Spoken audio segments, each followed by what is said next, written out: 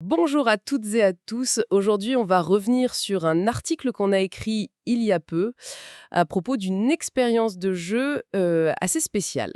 Oui, très spécial. On va parler du dernier jeu d'enquête audio de la série Echoes qui s'appelle Le Médaillon. L'idée, c'est que les yeux ne servent à rien. C'est un concept fascinant et on va voir ensemble si ça fonctionne réellement. C'est ça. Et il faut dire que c'est quand même la 8e boîte de la série de Ravensburger, donc on s'attendait à une mécanique bien rodée. Oui, tout à fait. Du coup, dans notre analyse, on s'est vraiment concentré sur ce que cette nouvelle aventure apporte.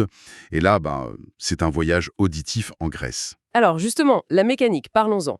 C'est très minimaliste, on a des cartes et une application. On scanne une carte, on écoute un son. Dit comme ça peut paraître un peu... Un peu gadget, oui. Voilà. Qu'est-ce qui fait que ça marche en fait? C'est toute l'intelligence du concept. La base est simple, mais le jeu est dans la subtilité. Ce n'est pas juste reconnaître un son, c'est écouter les détails infimes.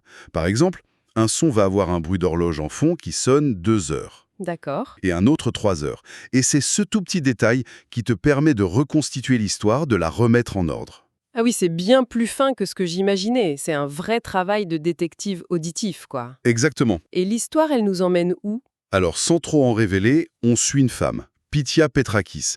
Elle trouve un médaillon en Grèce, et à partir de là, elle est assaillie de visions, enfin, de visions sonores. Des visions sonores. Oui, des cris de mouettes, une brise marine, le claquement de fil de pêche. Et son but, et le nôtre du coup, c'est de comprendre ce qui se cache derrière ces sons. L'ambiance sonore, en fait, c'est la clé de toute l'énigme. Et j'imagine que pour que ça marche, il faut que la qualité audio soit parfaite. Ah bah oui, c'est la condition sine qua non. Et là-dessus, c'est une réussite totale. L'immersion est incroyable. C'est ce qu'on disait dans notre article, non? On a écrit cette phrase un peu... On entend presque les mouettes nous voler nos gyros. Oui, je m'en souviens. C'est exactement ça. C'est un des gros points forts.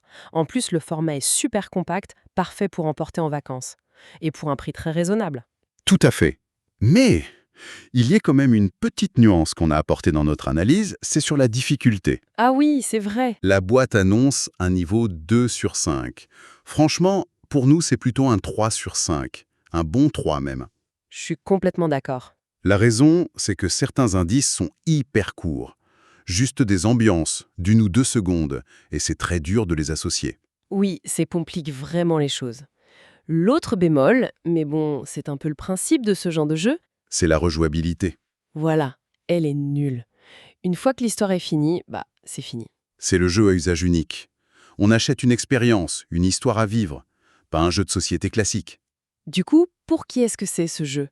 Dans l'article, on avait cette fiction «c'est pour vous si». Oui, et je pense que c'est vraiment pour celles et ceux qui cherchent une activité familiale ou entre amis, mais une activité originale. Collaborative surtout. Oui, c'est plus une coopération qu'une compétition.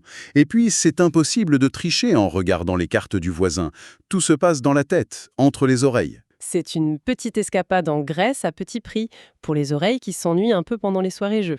C'est une belle façon de le dire. Donc, pour résumer notre pensée, la conclusion de l'article, c'était un très bon.